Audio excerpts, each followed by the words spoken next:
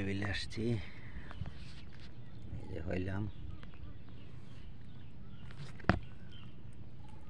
তারপরে হলো পুঁটি মাছ,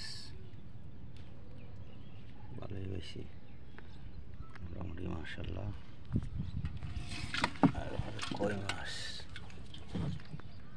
এই যেগুলো হচ্ছে কই, জেতা কই, বেলার বিলের কই।